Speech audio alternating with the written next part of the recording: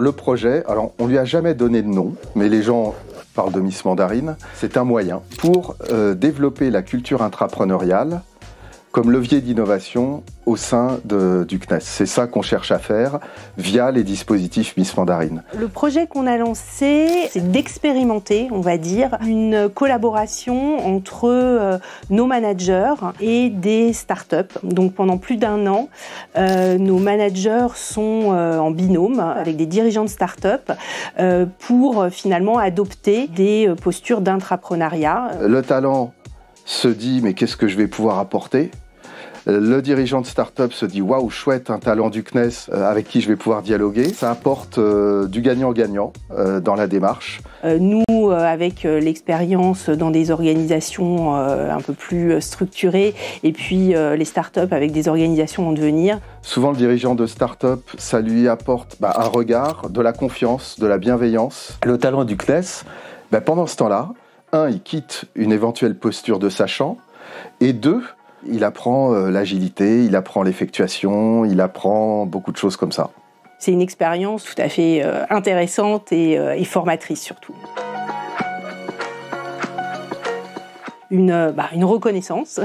C'est presque une délivrance parce que quand on candidate, même si effectivement on se dit qu'il y a des chances de l'avoir, il y a aussi beaucoup d'autres projets, d'autres sociétés chez Innovacteur. Et du coup, c'est pas gagné. C'est vrai que c'est un trophée qui est remis par des acteurs de l'innovation participative, et que le fait d'être reconnu par des pairs, finalement, c'est vraiment un très grand honneur. Puis évidemment, une grande joie. Et pour les équipes, une reconnaissance et une mise en visibilité. Quand on leur a annoncé, ça a été du génial.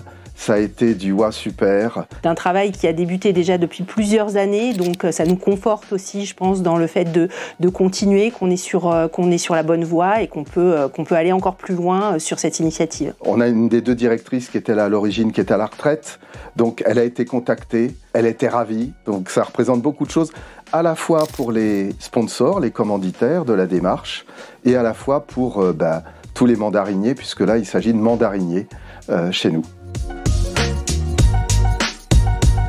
Le conseil que j'ai envie de donner déjà, c'est oser. D'y aller, pas avoir peur de démarrer, même à petite échelle. On est toujours finalement agréablement surpris par le collectif et la force du collectif. Alors ensuite, réfléchir quand même à la stratégie et les premiers petits pas pour y aller. C'est même peut-être plus facile quand on démarre avec une petite initiative et puis qu'ensuite elle se déploie. Et éventuellement, être prêt à pivoter et modifier le projet finalement en fonction de cela. Pas toujours viser l'excellence dès le départ, mais y aller progressivement pour finalement voir aussi son projet se développer, prendre de l'ampleur. C'est hyper satisfaisant en fait. C'est un peu comme ça qu'on a fait aussi au début, c'est-à-dire qu'avec Virginie Corvellec de Mandarine Cody, sans qui ça n'aurait pas pu être fait, on a échangé, on s'est adapté. Par exemple, au début, il n'y avait pas de programme exécutif.